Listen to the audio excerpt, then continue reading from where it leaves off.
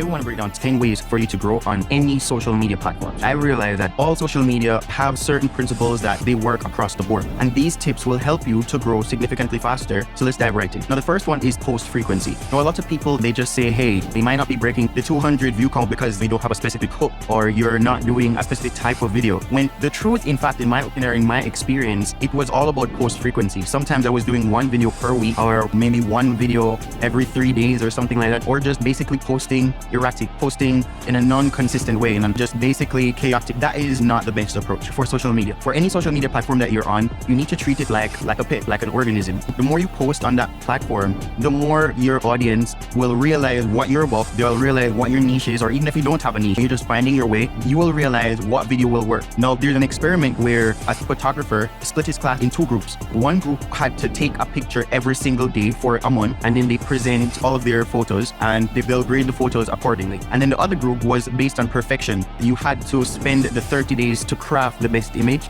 and then take that perfect photo. Along the span of the 30 days, you edit it and all of that type of stuff. When all the groups came back, the group that took photos for the 30 days had way better photos than the group that had spent their 30 days on one photo. And that is simply because consistency will always beat perfection. This is not to say, hey, you need to go on social media and post a ton of low quality content. They go hand in hand, but it is best to establish consistency first. That is what a lot of people miss. They come on social media, they might see their favorite influencer, their favorite guru posting content at a certain threshold or a certain level of quality, and they think they need to match that. To match that, they have to put in a certain amount of time, effort, and maybe money, and that will then affect the rate at which they're able to post on social media. My advice, lower the quality, or find the quality that you're able to post at a great or a good frequency at. And I would think that a good frequency is at least one per day. And once you're at one per day, you will realize that you're going to develop systems. And once you have those systems established, then you're able to then either increase your frequency or increase your quality. Now, I personally think one a day might not be enough. There are approximately 8 billion people on the planet. You need to make sure that you're reaching as many people as possible, especially in those earlier days first, and then you will start to see your videos are starting to get views. Then you start to increase your quality. Treat social media like you're a scientist, not just a random content creator. Test every single thing that you hear out there. Test what I'm saying. Post a lot or post a very small amount. Test whether quality works best for you or consistency works best for you. Based on my experiments, this is what worked for me. Now let's move on to production systems. Now we touched on it a bit there when I was saying you will establish a frequency, and then you'll realize that your capacity will increase. You're able to either increase your quality, spend more time per video, and still remain at the same frequency. And that is simply because you need to be establishing systems. In content creation, there are 3 phases. There is pre-production, there's production, and there's post-production. In pre-production, you handle all of your ideas, your scripting, bringing everything together. What is the video going to look like? Your setup, all of that type of stuff. In production, that is where you actually film. You need to worry about your camera, you need to worry about your lighting, worry about your mic, how are you going to present the video. Then you move on to pre-production. That's where you edit your videos, that's where you color your videos, apply your presets, you worry about your publishing. What is this caption going to say? How are you going to package that video? Every single video that you do, or every piece of content that you do, you're going to realize that there are 2 major components. It's the content, and then there's the packaging of that content. And this is more advanced type of stuff. When you get till you're doing numbers, you've established your frequency, you'll start to realize, yo,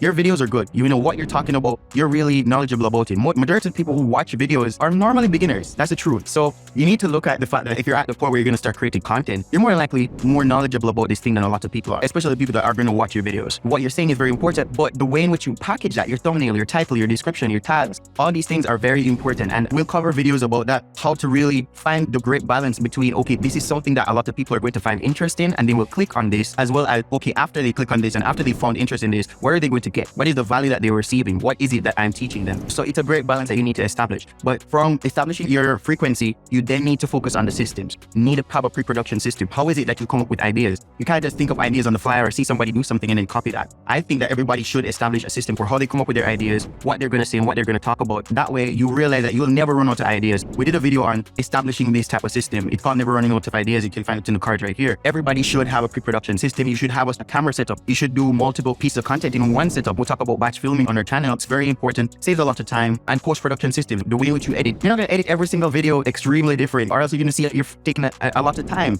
And again, the first point is frequency. You need to establish your frequency first. Let's move on to the next one, is media type. Now, for the first 2 points, all I was talking about were videos, but across my journey, I basically post content on all 7 platforms. And I realized that video does not perform the best on every single platform. And again, approach this like a scientist. Experiment different types types of media. And I found that there are three main types of content that you can post. There are text posts, there are image posts, and there are video posts. And then in each of those categories, there are many ways that you can do those. For example, for text posts, you can do polls, you can do quest tweet thread. There are many ways that you could do this. On LinkedIn, you could do articles, tons of ways that you could do text posts. Image posts, you could do it like a quote, you could do it like a screenshot of something, you could do an infographic. Experiment with different types of media types, because that way you're going to realize, oh, maybe my audience like this type of style. And then that will also help you to establish frequency, because images are way easier to create than videos. So you're probably saving a lot of time when you're like, oh wow, I need to be growing on social media. I need to be doing big production videos, and it's taking you extremely long to produce. Maybe test out different types of media types, and that way you're able to save time, you're able to establish frequency, find your voice, find your niche, find all these things that it takes a lot of time and a lot of repetition, a lot of consistency, a lot of numbers to do. You need to establish numbers, not just trying to do the best possible content out there. You can make the best possible video, your first video, and nobody will still see it. But you need to establish that number. Mr. Beast famously said, do 100 videos and then you can start to worry about not getting views. So experiment and treat all this like a scientist. I'm here talking about me posting on multiple different platforms. This is something that I recommend in my last video. Make sure that you're posting on multiple platforms. There's no reason why you should be putting in this amount of effort. Creating content is simply creating content. You'll realize that the same content is able to work on multiple different platforms. The way in which you package that content is what will normally change. But that's not something you need to worry about when you have 0 videos on Pinterest. You've never posted at all on LinkedIn. All you use it for is to apply for jobs.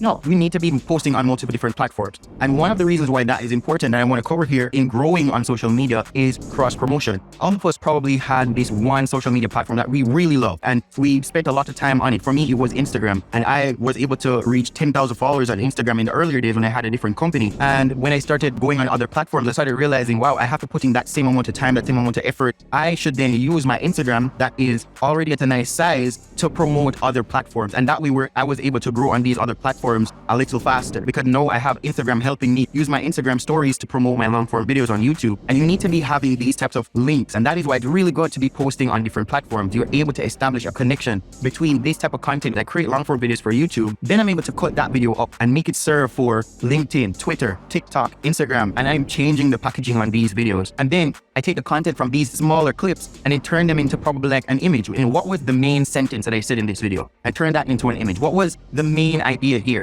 Or what was the steps that I did in my long form video, and turn it into an entire thread on Twitter? You know, make that into maybe a one tweet or something. That is how you're able to use different platforms. Cross-platform promotion is extremely important, but also taking the content and repurposing it into different media types that we talked about in the last topic to help you to grow faster on social media. Next point that served me was optimizing for mobile. A lot of people are not using their laptops to access social media. The statistics have shown it. Majority of people are using their phones, and you're making your videos that are not necessarily calibrated for phones. Maybe you're doing everything in landscape. Maybe you're doing things that are just square and then the top and the bottom are left blank. That is not something that is good. You need to utilize the real estate of the mobile device. Make majority of your content into portrait mode, and then that way you're able to get more impressions, because people will be, wow, we're able to interact with more of our screen, and that will definitely have a bigger impact on the type of reach that you get. In one of our last topics, we discussed that there is content and then there's the packaging of that content. Now for this topic, I want to talk about the content itself. And inside of that content, you need to be giving your viewers value. Now, there are many different ways of creating content. You can do content that entertain people,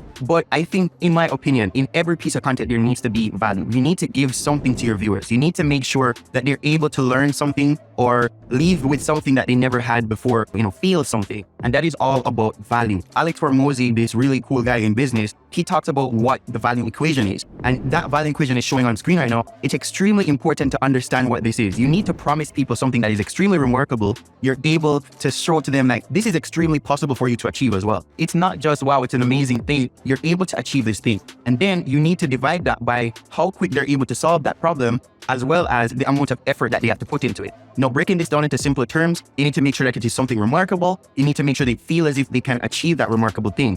You need to make sure that they're able to do that remarkable thing in a short amount of time, to make it simple. Make it like, okay, achieve this remarkable thing in 5 steps, or achieve this remarkable thing in 5 minutes. And that they're also able to do it with minimal effort. Back in the day, we have to study Adobe After Effects, tons of different platforms. Now there are many websites that are able to do some amazing things in minutes or with the click of a button. So these are the type of content that you need to be creating. Give them value, give them something that they're able to leave with and say, yo, I learned something today, or here's something that I got from this video. I did not go into this video and come back out the same person or feeling the same way. So that's personally how I feel about content. And the last one is to personalize content. This is more about the packaging of the content, personalizing the content for the platform that you're on, making the content feel as if this is content for LinkedIn, but it's the same video you made for YouTube, but it's the same video you made for Instagram. We're seeing it on TikTok, we're seeing it on Twitter, but it feels as if it's a Twitter video. So personalize the video for the platform. Or you could personalize the content for different persons in your target audience. We did an entire video about who you're doing video for. Everybody who is creating content, you're posting about your business, you're posting out there, who is this really for? And we did an entire video talking about that, helping you to break that down. So I'm going to assume that you know exactly who you're doing videos for. And you'll realize it's a group of people. And the deeper you go, you realize that this group has subgroups. You might be doing content for business people, but you'll realize that, okay, there are different types of business people that